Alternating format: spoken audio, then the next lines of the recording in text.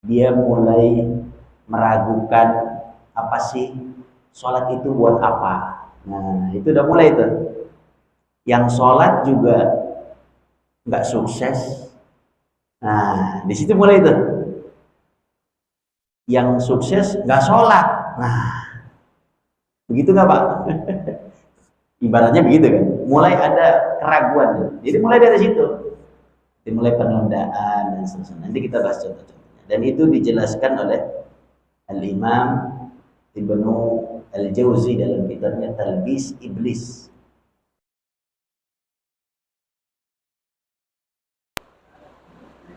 A'udzu billahi minasyaitonir rajim. Bismillahirrahmanirrahim.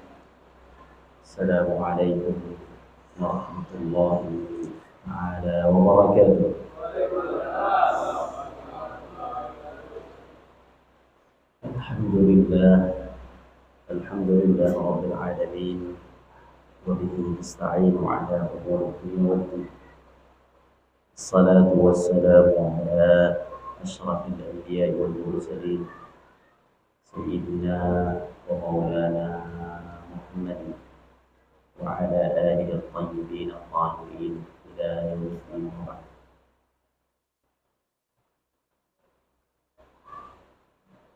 قال الله تعالى في كتابه الكريم: أعوذ بالله من الشيطان الرجيم. بسم الله الرحمن الرحيم.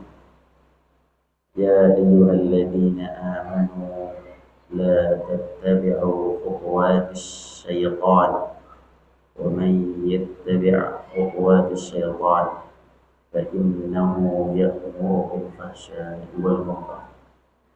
صدق الله العظيم وصدق رسوله النبي الكريم ونحن على ذلك من الشاهدين والشاكرين. Alhamdulillah, pada pagi hari ini kita dipertemukan Allah dalam keadaan sehat walafiat. Walaupun Allah turunkan hujan, mudah-mudahan hujan ini hujan yang bermanfaat. Allahumma sayyiban nafi'an. Bapak-bapakku yang dirahmati Allah Subhanahu wa taala. Ini suara saya jelas atau tidak ya? Atau mungkin perlu sebagian ditutup pintunya biar tidak mendengung.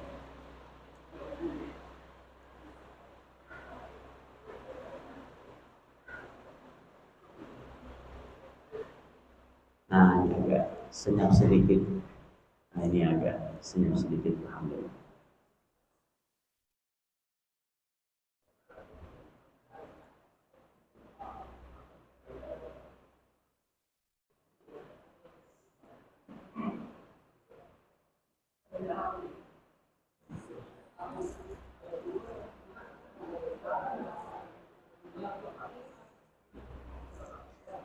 Ya, alhamdulillah. Agak jelas suaranya saat ini. Masya Allah. Bapak-bapakku yang berbahagia, insya Allah pertemuan kali ini sebagai bagian dari tadabbur surat An-Nas pada bulan sebelumnya tentang waswasatis syaitan, tentang gangguan ataupun godaan syaitan di dalam Al-Quran dan bagaimana kita mensolusikan. Tentu sebelum kita masuk ke pembahasan, Allah Subhanahu wa taala berfirman, "Ya ayyuhalladzina amanu la tattabi'u khutuwatis syaitan." Hai orang-orang yang beriman, janganlah kamu mengikuti langkah-langkah syaitan. Sebenarnya ini harusnya saya bagikan Pak, saya fotokopi, saya bagikan. Cuman ini baru selesai malam. Jam 12 baru saya print. Jadi belum bisa saya datang ke fotokopi. Karena kesibukan satu dan lain hal, jadi ini baru selesai malam hari. Tapi nanti saya kasih ke panitia, ke Pak Muslim insyaallah. bisa difotokopikan insyaallah. Pekan atau bulan lalu kita telah membahas godaan syaitan itu sifatnya berkelanjutan, kemudian juga sifatnya adalah abadi dan dia menusuk langsung ke inti permasalahan. Alladzi waswisu fi sudurin nas. Dan kita dianjurkan untuk berlindung kepada Allah dari godaan syaitan. Di dalam ayat lain Allah menegaskan, wahai orang-orang yang beriman, jangan kalian mengikuti langkah-langkah setan. Langkah-langkah setan ini, ayat ini mengisyaratkan tentang bahwa syaitan itu adalah salah satu makhluk yang cerdas, pintar, dan sabar. Karena mereka punya taktik, mereka punya SOP, mereka punya organisasi yang kuat. Kalau kita manusia ini, dari semua makhluk Allah di dunia ini, yang buru-buru itu, yang buru-buru, yang mau instan, mau cepat, mau investasi cepat kaya, ya kan? Ada tuh yang masuk kripto itu kan, macam-macam lah ya, mau cepat kaya, mau cepat ini, mau cepat itu, atau mau anaknya soleh di usia kecil gitu, dipaksa A, B, C, dan tidak seterusnya. Itu cuman manusia. Ternyata setan itu mengganggu manusia, kalau kata para ulama, tidak darbatan wahidah. Dia tidak langsung masuk ke inti maksiat, tidak langsung dengan satu ketukan atau satu arahan atau satu bujukan, tidak. Semua kerusakan di muka bumi ini itu pasti awalnya setan. Semua kerusakan di muka bumi ini pasti awal setan. Dan setan tidak langsung menggoda manusia ke inti maksiat. Contoh, setan tuh nggak akan menggoda kita, Pak, dengan kalimat fulan syirik kepada Allah. Nggak bakal deh. Nggak bakal masuk juga ya. Fulan sujud kepada saya, itu gak bakal itu nanti, itu tahap akhir. Itu tahap awal tidak seperti itu. Tahap awal itu nanti kita bahas contoh-contohnya. Tahap awal itu adalah dia mulai meragukan, apa sih sholat itu buat apa. Nah itu udah mulai itu. Yang sholat juga nggak sukses. Nah, di situ mulai itu. Yang sukses nggak sholat. Nah, begitu nggak Pak? Ibaratnya begitu kan. Mulai ada keraguan. Jadi mulai dari situ.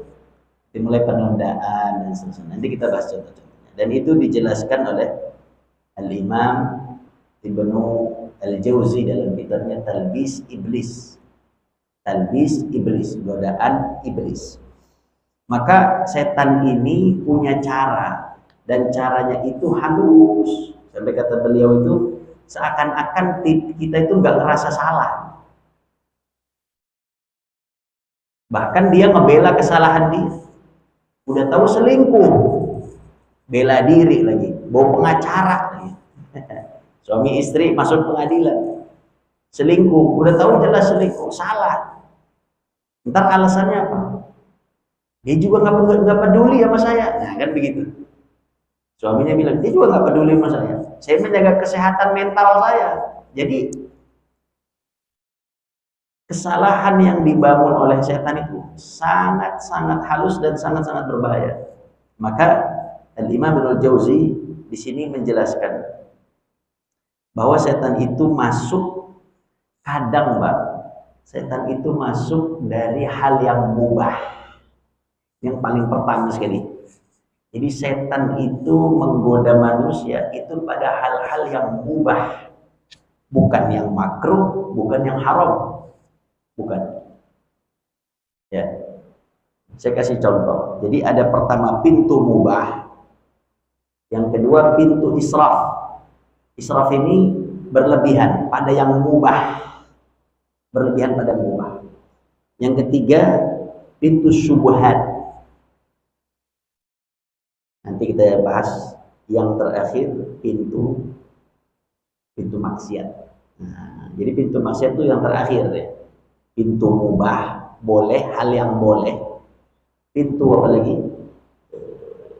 Israf, berlebihan pada yang mubah. Pintu syubhat. Nah, ini kayaknya boleh deh. Ini kayaknya benar deh. Akhirnya masuk dia dalam syubhat, antara ini benar apa enggak ya? Dalilnya sesuai oleh dalil atau tidak ya? Dan yang terakhir masuk ke dalam inti maksiat. Saya kasih contoh, kita ambil contoh. Di dalam kitab tersebut dijelaskan, Imam Ibnu Al-Jauzi ini ulama terdahulu ya Pak. Ulama, kitabnya banyak dan jadi rujukan. Beliau mengatakan bahwa kesyirikan itu terjadi di masa Nabi Nuh alaihissalam. Karena Nabi Nuh adalah Rasul pertama. Pada zaman itu, Nabi Nuh ini mengalami masyarakat yang penuh dengan kesyirikan. Dan kesyirikannya itu per generasi Pak. Tidak langsung generasi itu, tidak. Tapi itu per generasi. Yang paling pertama itu tahapnya adalah mubah. Apa itu mubah? Ketika ada orang soleh yang meninggal, mereka ingin mengenang orang soleh, maka karena zaman dulu gak ada foto, akhirnya dibuatlah gambar orang-orang soleh. Niatnya baik untuk mengenang orang-orang soleh. Pertanyaannya, hukumnya apa? Boleh ya, boleh saja, nggak ada masalah. Mubah. Itu pintu yang pertama. Kemudian pintu yang kedua, setelah dia membuat foto, gambar dan seterusnya, masuklah dia kepada israf, berlebihan. Pintu berlebihan ini dia mulai menganggap bahwa orang soleh ini menjadi perantara saya dengan Allah. Nah, ini mulai berlebihan pada sesuatu. Dan mohon maaf, orang Indonesia termasuk yang berlebihan. Seperti contoh misalkan, saya ada dapat cerita, ada orang umroh pulang ke Indonesia bawa tanah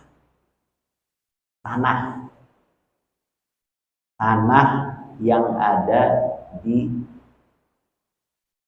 kuburan ataupun kuburan para sahabat ataupun di sekitar Masjidil Haram. Dia ambil, dia bawa dengan harapan membawa berkah. Saya mau tanya, itu ada atau tidak di negeri kita? Itu mungkin ada. Dan dia menganggap itu adalah sebuah keberkahan. Jadi mulai masuk kepada sesuatu hal yang israf, berlebihan terhadap sesuatu. Akhirnya akan masuk ke pintu syubhat. Ya, syubhat. Generasi berikutnya, bahkan di dalam kitab itu dijelaskan, kadang setan itu kalau tidak bisa menghancurkan generasi itu dibiarkan meninggal, baru masuk nanti anaknya. Anaknya didoktrin oleh setan, tuh dulu orang tua kalian itu mengagung-agungkan itu. Nah, mulailah generasi kedua mengagung-agungkan apa yang di awalnya untuk dikenang saja sebenarnya. Di awal hanya untuk dikenang. Di generasi kedua mulai diagungkan. Di generasi ketiga mulai diyakini. Kalau mau dekat sama Allah, ya ke situ dulu. Kalau mau dekat sama Allah, ke situ. Kalau nggak ke situ, Anda nggak bisa. Dan itu di dalam itulah kesyirikan awal ya, awal kesyirikan, karena itu juga yang ada di dalam Al-Qur'an bagaimana Allah Subhanahu wa taala menjelaskan manusia kafir Quraisy ketika ditanya orang kafir Quraisy, kalau saya tanya bapakku, saya tanya Abu Jahal, Abu Lahab dan seterusnya itu. Pertanyaannya seperti ini, ringan saja. Mereka itu percaya Allah atau tidak? Nah, itu percaya, semua percaya itu. Nggak ada yang nggak percaya itu. Mereka semua percaya Allah itu. Baik. Sekarang kalau mereka percaya Allah, itu patung-patung itu yang ada di sekeliling Ka'bah, yang jumlahnya 365 sesuai jumlah hari, ya sesuai jumlah, maaf 360 sesuai jumlah hari. Itu untuk apa itu patung itu? Patung itu fungsinya untuk liyuqarribuna ilallahi zulfa dalam Al-Quran. Itu untuk mendekatkan kami dengan Allah. Itu wasilahnya. Kalau nggak ke situ nggak dapat. Liyuqarribuna ilallahi zulfa, agar kami dekat dengan Allah melalui perantara itu. Maka dia meminta ke situ agar yang sana mengetuk. Itu sama, Pak. Persis mirip dengan mohon maaf dengan ajaran Nasrani. Karena ajaran Nasrani itu harus dulu ke Yesus baru ke atas. Dan hebatnya lagi, setan mulai masuk ke kita mengatakan bahwa Anda itu orang awam. Allah nggak dengar langsung dari doa Anda. Anda pendosa. Nah, kita merasa gitu nggak Pak? Kita tidak merasa gitu. Kita ini merasa awam. Iya benar, kita awam. Tapi kita dirasakan oleh setan, ente itu awam. Doa ente enggak mustajab. Ente kalau mau ke situ dulu, ente itu gak bakal didengar Allah. Pak, setan aja doa sama Allah, Pak. Minta umur panjang. Itu setan, iblis. Seiblis-iblisnya iblis itu. Minta umur panjang. Namanya minta dari makhluk kepada sang Khaliq itu kan berdoa. Permintaan dari bawah ke atas, kalau dari sama-sama makhluk itu kan permintaan namanya, permohonan. Saya minta sama orang tua saya, minta duit misalkan, minta A, minta B, yaitu permohonan. Tapi kalau permintaan dari bawah ke atas, dari makhluk ke Khaliq, itu apa? Itu doa namanya, ya kan? Doa namanya. Nah, kita ini dibuat oleh setan seakan-akan kita penuh dosa, kita tidak bisa dekat dengan Allah, kita harus lewat perantara-perantara tersebut. Dan yang berbahayanya lagi adalah seakan-akan Allah nggak dengar suara Anda. Anda bukan siapa-siapa, Anda bukan apa-apa. Bahkan naudzubillah, Anda itu pemabuk, Anda itu pemakan harta riba, Anda itu pelaku dosa besar zaman dahulu, Anda itu pernah begini. Kita akhirnya merasa kecil. Akhirnya kita gak pede dengan doa kita. Dan itu tanpa sadar. Tanpa sadar seperti itu. Seakan-akan Allah hanya mendengar mereka itu. Dari situlah setan makin kuat di hadapan kita.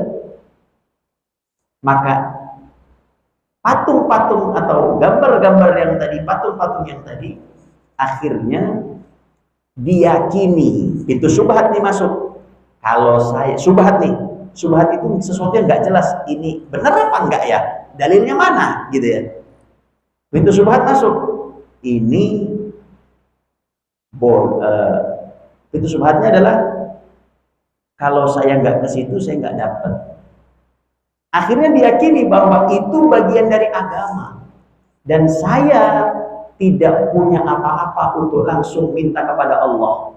Saya nggak punya kemampuan. Dianggap itu oleh dia, itu bagian dari agama. Padahal Allah mengatakan dalam surat Al-Baqarah, setelah ayat puasa ya, kita mau puasa. Kita ini kan mau puasa. Nah, di ayat setelah puasa itu Allah mengatakan wa idza sa'alaka ibadi anni fa inni qarib. Kalau hambaku bertanya tentang diriku, saya itu dekat. Itu Allah langsung mengatakan saya dekat. Dengan kalian saya dekat. Kok kalian gak mau minta kepadaku? Mintanya langsung kepadaku. Saya kasih kok, semua orang yang doa saya kasih. Bahkan setan yang doa aja dikasih Allah, diijabah. Masa kita yang sujud sama Allah nggak doa sama Allah, malu dengan alasan A, B, C, dan D. Itu alasan itu juga dari setan, Pak. Itulah masuk pintu syubhat. Dan yang terakhir masuk pintu maksiat, yaitu adalah dengan memuliakan berlebihan dan akhirnya adalah menyembahnya langsung meminta kepada hal tersebut tanpa langsung meminta kepada Allah dan diyakini itu bagian dari agama. Na'udzubillah. Dan ternyata Bapakku, kesyirikan itu dijelaskan oleh Al-Imam Ibnul Jauzi, kesyirikan itu terjadi karena 3. 1, karena memuliakan seseorang, memuliakan sesuatu, memuliakan ini, apa namanya nih, cincin misalnya. Ini peninggalan ayah saya nih. Ayah saya misalkan misalnya fulan. Ini beliau orangnya begini. Ini pakai ini biar selamat. Nah, kan mulai repot itu. Mulai syubhat tadi di situ. Yang ini ya begitulah ya, itu banyak saya kira. Ya. Nah, kita berhati-hati dengan itu, Pak. Karena syubhat ini antara benar dan salah dan kita tidak merasa kita salah. Padahal itu berpotensi kepada sesuatu yang diharamkan Allah. Kata Imam Ibnul Jauzi, kesyirikan itu 3. Pertama, karena memuliakan sesuatu. Itu tadi. Ya, dan berlebihan dalam memuliakan. Ya, pintu israf tadi, berlebihan dalam memuliakan sesuatu apapun. Ya. Yang kedua, pintu khawatir dan rasa takut. Bagaimana pintu rasa takut ini? Saya kasih contoh. Orang yang kasih sesajen ke laut, dia memuliakan laut, apa takut sama laut? Apa? Takut sama laut. Karena takut sama laut, kasih sesajen. Takut sama pohon, dikasih itu pohon gede, dikasih itu pohon nih, ya, makanan, jangan ganggu kami. Begitu. Yang kedua tuh, rasa takut. Dan yang ketiga, ikut-ikutan. Generasi yang cuma ikut-ikutan dan dia nggak ngerti hukumnya. Jadi 3 faktor utama orang bisa masuk ke dalam kesyirikan. Kata beliau seperti itu. Nah, itu contoh yang pertama. Contoh yang kedua adalah perselingkuhan.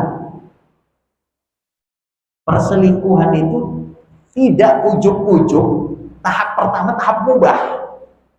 Tahap mubah. Ketemu dulu, komunikasi biasa. Kan begitu ya, Pak? Nggak ada tiba-tiba. Itu kecuali yang melakukan yang nggak baik lah. Tapi orang yang selingkuh, ya itu pasti ada prosesnya. Proses pertama itu adalah ya komunikasi, ngobrol singkat di jalan, ketawa ketiwi pada hal-hal yang mubah. Itu israf, berlebihan. Nah, mulai ngobrolnya sampai malam, ya kan? WhatsApp-nya sampai malam, berlebihan. Terus pasang emot tuh apa? Kirim-kirim bunga di situ, gitu kan? Nah, itu mulai itu berlebihan WhatsApp-nya, konten WhatsApp-nya. Yang ketiga, syubhat. Nah, syubhat ini merasa saya curhat masalah pribadi sama dia, biar saya juga nggak stres. Karena saya juga merasa ditekan sama pasangan hidup. Nah, kan begitu. Saya merasa ditekan pasangan hidup, saya mulai curhat sama dia. Dan syubhatnya ya nggak apa-apa kok, namanya curhat. Terus saya nggak ngapa-ngapain. Nah, mulai nih. Ini mulai nih. Saya nggak ngapa-ngapain kok. Saya nggak ketemu, cuma mulai curhat. Nah, di situ dia merasa tenang dan mulai mengucilkan pasangan yang halal ini dan mulai membesarkan pasangan yang haramnya nih. Mulai di sini sampai kepada yang akhir adalah pintu maksiat, jatuh cinta, membanding-bandingkan pasangan halal, putus cintanya, dan akhirnya lanjut kepada hal-hal yang diharapkan Allah. Itu Pak, ternyata terjadi Pak.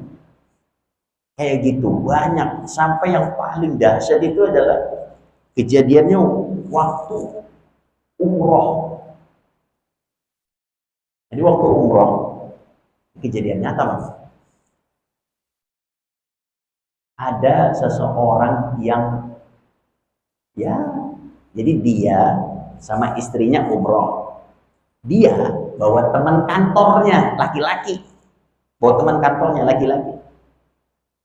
Ini nggak sama istrinya nih. Ini dia sendiri. Sama travel ya, gabungan sama jamaahnya.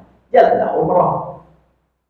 Nah, setan kan di mana-mana. Di Masjidil Haram juga ada setan. Ya, nggak ada tempat yang lepas dari setan ibaratnya.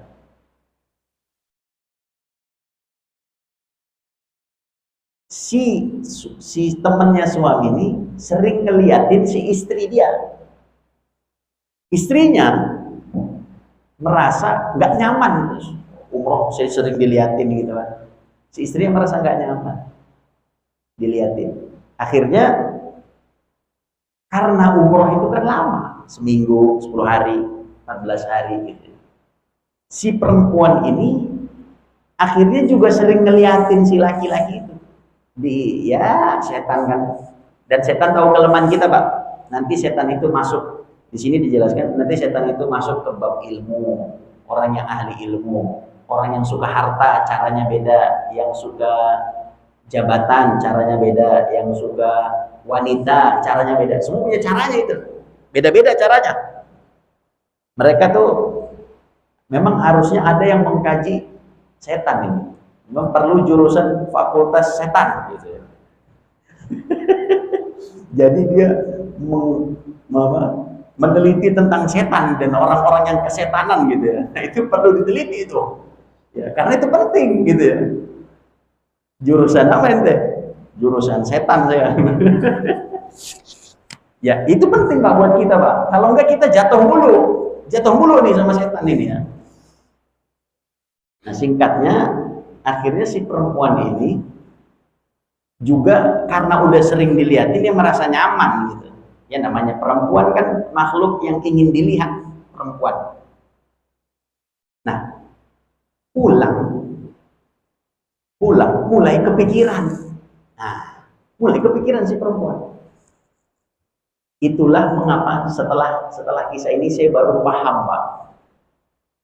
Saya baru paham kenapa kita muslim kalau jalan safar itu baiknya ada mahram. Ternyata bukan hanya untuk melindungi Pak, melindungi dari kejahatan, tidak, tapi untuk melindungi si suami biar gak macam-macam kelakuannya. Ternyata itu juga hikmahnya. Hadis Nabi SAW mengajarkan kita untuk safar dengan mahram untuk menjaga kita agar syahwatnya terselesaikan dengan pasangan hidup kita. Apalagi umroh haji itu luar biasa ya Pak. Dari perempuan yang paling sederhana sampai yang paling cantik kelihatan semua. Termasuk laki-lakinya, yang biasa sampai yang paling ganteng itu semua kelihatan. Itu kan fitnah, itu ujian itu, gitu ya. Maka akhirnya si istri ini ngomong sama suaminya pas pulang, Bang, saya ini begini gitu lah. Kesimpulannya saya ini ada rasa, wah repot itu akhirnya. Suami digituin, Bapak gimana Pak kalau digituin? Wah, kacau ini ya. Udah berabe ini urusannya. Dan itu terjadi na'udzubillah ya, dari hal-hal yang kecil. Nah, atau contoh lain yaitu contoh misalkan korupsi. Menerima uang hadiah atau uang rokok itu dianggapnya mubah, uang terima kasih. Lama kelamaan dianggap itu menjadi hak. Itu hak saya, itu kewajiban ente. Kalau ente nggak ngasih pelicin, saya nggak mau, itu hak saya. Sampai akhirnya memanipulasi data dan seterusnya, masuk dia kepada pintu maksiat. Tapi kalau ada orang-orang yang kuat imannya, tegar, kokoh, susah dimasukin, susah digoda gitu ya, itu setan masuk ke tahap berikutnya, namanya adalah sumpah palsu namanya. Bukan alamat palsu, Pak. Sumpah palsu. Tapi saya mau tanya dulu nih, sebelum saya masuk ke sumpah palsu setan, saya mau tanya dulu. Ini kan kita hujan ini, Pak. Berapa hari ini hujan? Terus saja. Itu ada nggak perasaan dalam hati kita ngomong hujan mulu ya, ngomong sama istri gitu misalkan, atau tercetus, hujan mulu kapan panasnya nih? Nah, ada nggak, Pak? Wah, itu dari mana itu omongan itu ya? Itu potensi dari setan juga itu, Pak. Ya. Sama kayak saya tadi kesini, atau pas masih di rumah tadi, ini hujan gede jadi nggak ya? Nah, mulai itu setan, jadi nggak ini? Jadilah, masa nggak jadi? Al-Mujahidin, ya, namanya masjid Mujahidin kan? Mujahid, mana nggak mungkin jadi? Petir pun jadi ini, insya Allah ya. Naik saya, masuk kan, gelap kan Pak, mati lampu ternyata ya Pak. Iya, saya baru tahu juga mati lampu kan. Pada gelap, silang pada gelap. Wah, ini mana ini? Ya, pas saya masuk situ tuh yang ada masjid gede situ, masuk sini. Ini kenapa nggak ada lampu? Mulailah tuh pikiran macam-macam kan. Ini jadi ngaji apa enggak? Ada apa enggak nih? Bismillah dah. Mas saya putar balik kan nggak mungkin itu. Saya harus lanjut terus ya kan. Saya jalan lurus. Terus saya ini lampu sorot, ada tuh. Ternyata masjidnya hidup. Tapi kalau ininya kayaknya nggak hidup nih, belum hidup. Yang mati lampu ya Pak? Oh ya, mati lampu ya. Oh ternyata masjidnya hidup. Ayo udah Bismillah. Alhamdulillah ternyata sampai juga kajian. Awalnya ada setan juga Pak, ya, setan yang ganggu gitu ya, pikiran-pikiran itu ya. Nah kalau manusia itu kuat dia, gimana kita nahan godaan setan? Nah, gampang Pak, nanti kita bahas. Sekarang kalau kita kuat nahan godaan, itu setan ngapain? Nah, setan itu kalau manusia kuat nahan godaan, maka dia pakai sumpah palsu dan framing dan sumpah palsu. Contohnya adalah ketika setan mengganggu Nabi Adam. Nah, setan mengganggu Nabi Adam. Setan dalam Al-Quran surat Al-A'raf ayat 20 sampai 22, A'udzubillahi minasyaitonirrajim. Fawaswasa lahumasyaitanu. Fawaswasa lahumasyaitan. Setan masuk mengganggu, menggoda pikiran kedua orang tersebut, yaitu Adam dan Hawa. Jadi dua-dua orang ini yang digoda oleh setan, bukan cuman siapa? Adam saja bukan, tapi dua-duanya. Sama Pak, kita rumah tangga yang diganggu setan siapa? Semua anggota keluarga, bapaknya, istrinya, anak-anaknya, semua tuh diganggu oleh setan. Di sini fawaswasa lahuma syaitan, membisikkan kepada keduanya, liyubdiya lahuma ma wuriya anhuma min sawatihima, untuk menampakkan hal yang tertutup dari mereka, yaitu aurat mereka. Jadi yang pertama itu adalah bisikan, itu yang paling rendah. Udah bisikan aja, pikiran-pikiran liar gitu, pikiran-pikiran yang mubah gitu ya, godaan-godaan kecil, itu yang pertama. Godaan yang kedua, ini mulai nih, manahakuma rabbukuma an hadhihi syajarah. Sebenarnya Allah tuh nggak ngelarang buah ini, pohon ini. Allah tuh sebenarnya nggak ngelarang ini. Adam, sebenarnya buah ini tuh tidak dilarang Allah. Nah, ini mulai nih, yang haram dihalalkan, gitu ya. Yang haram dihalalkan oleh setan. Sekarang saya mau tanya, buahnya buah apa Pak? Yang dimakan sama itu kan akhirnya dimakan kan sama sama Nabi Adam alaihissalam. Itu yang dimakan buah apa? Apa? Buah apa? Buah khuldi. Buah khuldi itu Istilah khuldi itu istilah setan, Pak. Sampai sekarang kita pakai istilah itu. Berarti sudah berapa keturunan itu istilah itu. Emang itu nama pohonnya apa, Ustaz? Kagak ada, Pak. Cuman pohon berbuah. Pohon apa? Nggak tahu. Yang bilang pohon itu, di sini ada. Yang bilang pohon itu membuat kita kekal, itu setan. Di sini ada. Dalam surat Al-A'raf itu. Jadi yang pertama tadi diganggu oleh setan, digoda, dua-duanya. Yang kedua, setan mulai taskik namanya. Taskik itu meragukan. Ini Allah nggak larang kok. Allah larang itu cuma dua, kata setan. Illa antakuna malakain. Yang kedua. Cuma dua. Yang pertama, Allah larang ente khawatir nanti ente jadi malaikat. Kalau ente makan itu, ente jadi malaikat. Yang kedua, kalau ente makan itu, antakuna di sini, illa antakuna malakaini au takuna minal khalidin. Atau ente nanti kekal di surga, itu doang. Allah itu dari setan, Pak. Bukan dari siapa-siapa, itu dari setan. Adam, ente dilarang makan ini karena dua hal. Satu, ente nanti jadi malaikat. Dua, nanti ente jadi kekal. Coba aja, enggak apa-apa. Jadi kalimat khuld, khalidin, itu dari setan. Sampai sekarang kita pakai. Makanya saya kalau ngajar, bahas bab ini, saya tanya sama santri, itu pohon apa? Pohon khuldi. Pohon khuldi itu istilah setan, jangan dipakai. Karena yang menambahkan khuld itu setan. Khuld yaitu abadi, itu setan. Yang Allah bilang la taqraba hadhis sajarah, jangan mendekatkan pohon ini, itu doang. Dalam Al-Qur'an ditambahkan sama setan, di framing sama setan. Kalau ente makan ini nanti abadi. Nah, kalimat itu sampai sekarang kita pahami. Dan itu salah, keliru ya, Pak.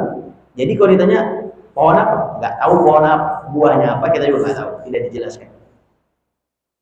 Baru udah nih ya, diganggu, tidak dilarang, nanti ente jadi malaikat, nanti ente bisa khalidin, ente bisa kekal. Setelah 4 ini barulah setan waqasamahuma. Setan mulai sumpah palsu, bersumpah. Inni lakuma laminan nasihin. Demi Allah. Nah, gitu setan. Demi Allah, saya cuman menasehati kalian. Nah, dia menganggap setan itu penasehat. Dan setan bersumpah atas nama Allah. Karena Nabi Adam fitrahnya masih terjaga. Tidak ada makhluk selain beliau. Maksudnya tidak ada manusia selain beliau berdua. Dan beliau ketika mendengar waqasamahuma, setan itu bersumpah atas nama Allah, kata para ulama tafsir, Nabi Adam merasa bahwa tidak mungkin ada makhluk berbohong atas nama Allah. Nah, gitu. Karena Nabi Adam yakin, oh iya, nggak mungkin, masa ente dusta sih, nggak mungkin. Kalau atas nama Allah lagi, ya udah, akhirnya dimakan. Jadi setan terakhir untuk mengganggu umat manusia itu dengan sumpah atas nama Allah. Jadi kalau ada orang yang sering sumpah atas nama Allah dan ternyata dusta, itu namanya setan manusia, Pak. Jadi kalau mau lihat setan bisa, itu setannya. Ya, sumpah mulu, bentar-bentar demi Allah, aneh nggak lihat, padahal dia lihat. Ada tuh Pak yang sering-sering seperti itu ya Pak. Itu berarti setan itu. Ya. Jadi akhirnya fadallahuma bighurur, barulah akhirnya mereka dijatuhkan dengan memakan itu dengan tipu daya. Tahapannya apa? Nah, ini tahapannya. Pertama, membisikkan. Kedua, Allah tidak melarang. Ketiga, di framing agar kamu tidak jadi malaikat, tidak jadi kekal, di framing. Yang keempat, baru pakai sumpah atas nama Allah. Contoh seperti ini banyak Pak dalam kehidupan. Saya kasih contoh. Di sini dijelaskan merubah nama pohon terlarang menjadi syajaratul khuld, yaitu pohon keabadian. Itu yang di-framing oleh setan. Dalam kehidupan kita banyak, kayaknya udah tidak ini Pak, udah ada apa namanya, hujannya udah agak ada, alhamdulillah. Kalau mau dibuka pintunya boleh. Dalam sekarang ini banyak Pak, saya kasih contoh. Riba disebut dengan bunga. Pacaran disebut dengan tren hidup. Merokok disebut gaul, jantan. Tato disebut jantan. LGBT disebut apa LGBT? Hak asasi manusia. Bodoh betul. Jadi di framing, dijadikan itu baik gitu, padahal itu kacau. Ya. Kemudian kita tuh kadang kalau ada film ini misalnya, ada klasifikasi film kartun, film action gitu ya zaman sekarang. Terus ada film yang mungkin film-film biasa, cuman ada adegan-adegan yang tidak baik. Di framingnya apa? Film 18 plus. Seakan-akan yang 18 plus boleh. Kan gitu Pak. Seakan-akan yang 18 plus boleh. Halal. Dibuat seperti itu oleh setan. Nah itu bahayanya. Kemudian suap disebut uang bensin, uang pelicin. Narkoba dibilang doping. Kenapa itu narkoba? Doping buat kesehatan dan seterusnya. Lawan orang tua disebut hak asasi anak. Pamer harta disebut self reward. Ya, kerja terus dia self reward, saya mau menghargai diri saya sendiri, saya beli A beli B, flexing, pamer dan seterusnya. Alhamdulillah. Terus baju koko dibilang katrok, sarungan dibilang katrok, buka kerudung disebut kebebasan, dan pakai nikop disebut ekstrim. Nah, kan framing ini semua Pak, framing dari setan. Ya. Kemudian sumpah palsu ini juga banyak Pak zaman sekarang. Contohnya, ya, saya kasih contoh di sini. Mengambil riba untuk usaha dan rumah. Udah ambillah riba. Ini nasihatin ente. Nah kan gitu tuh. Teman kadang begitu tuh. Ambil riba buat ngembangin usaha, buat keluarga, buat anak. Kasihan anak ente sama istri ente tuh. Nanti makin mahal, makin susah. Ambil sekarang, dikit doang. Nah, itu mulai itu. Dikit doang. Dari situ kena ya. Kemudian masalah perselingkuhan juga ya. Pasangan sudah tidak mengerti. Kemudian dia menghargai kamu, udahlah dikit aja gitu ya. Dan seterusnya. Terus lagi ada nih Pak, di framing. Zaman sekarang, kalau jujur-jujur amat, nggak makan. Nah, itu. Ada nggak Pak begitu Pak? Yang halal aja susah. Yang haram aja susah, apalagi yang halal. Kayak gitu-gitu tuh bahaya tuh kalimat ya. Zaman sekarang kalau nggak jujur-jujur, kalau jujur-jujur amat, nggak naik pangkat gitu ya, nggak makan gitu ya. Suap boleh, nanti juga bangun masjid. Nah itu contohnya. Nanti juga ditutupi dosanya oleh Allah. Terus profesionalisme kerja itu yang nggak pakai kerudung, biar ente dihargain orang. Itu sih kejadian Pak. Saya punya santri kelas 2 SMA, saya ngajar kan. Saya tahu ini anak dari kelas 1 SMP sampai kelas 2 SMA pakai nikop. Sampai saya nggak tahu bukan dia. Nah, pakai nikop kan. Terus tiba-tiba dia nggak pakai nikop. Ente siapa? Ustaz nggak kenal. Kok ente ada di kelas ini? Saya si Fulana. Ustaz. Oh. Jadi saya jadi canggung kan ngelihatnya. Jadi canggung, namanya nggak pakai nikop 5 tahun, tiba-tiba pakai tinggal yang pakai nikop tiba-tiba pas. Oh iya. Kenapa nggak pakai nikop? Saya tanya, ini Ustadz kemarin liburan Desember, saya dibilangin sama orang tua saya nggak suka lihat saya pakai nikoh. Ya Allah, Rabbuna. Orang tua saya nggak suka, ibu saya, siapa ibu saya. Dan memang ibunya sih kurang agamis ya, kurang agamis. Mungkin kena framing juga kali mas setan ya. Akhirnya saya disuruh lepas karena taat orang tua wajib pakai niqab sunnah. Saya mendahulukan yang wajib, ya udah saya lepas. Ya udah akhirnya dia melepas. Ada tuh beberapa santriwati yang seperti itu. Tadinya pakai tiba-tiba lepas niqab. Karena ya itu tadi diantaranya orang tua dan seterusnya. Nah itu ya contoh. Kemudian berikutnya jangan fanatik sama agama. Anak jangan didik ke agama terus, nanti dunianya miskin melarat. Yaitu framing seperti itu. Nah, ciri-ciri nasihat setan itu apa? Yang pertama, bertentangan dengan syariat. Ya, bertentangan dengan syariat. Yang kedua, mendahulukan logika manusia. Ya, tren atas nama kemanusiaan, perasaan gitu ya.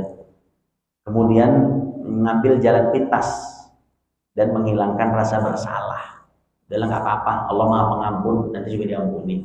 Dikit doang korupsi, ntar juga kita bangun masjid dan seterusnya. Kita masuk pembahasan yang penting nih Pak. Saya dikasih waktu berapa menit lagi Pak? Udah lewat ya? 5 menit. Nanti boleh dibaca aja, 5 menit. Sekarang saya mau tanya nih, penting ini intinya di sini, gimana cara melawan setan? Kita manusia ini,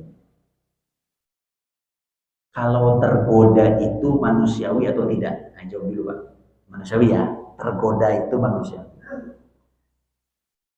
Semua kita tergoda, ya manusiawi. Dan setan itu tahu kelemahan kita ada di mana.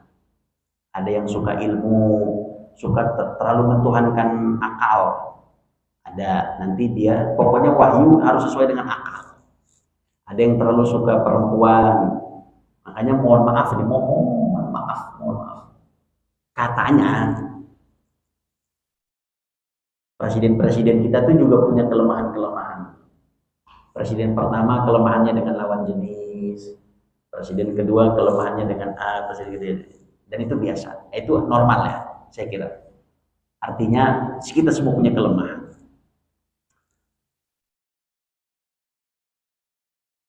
Tergoda itu manusiawi. Saya kasih contoh.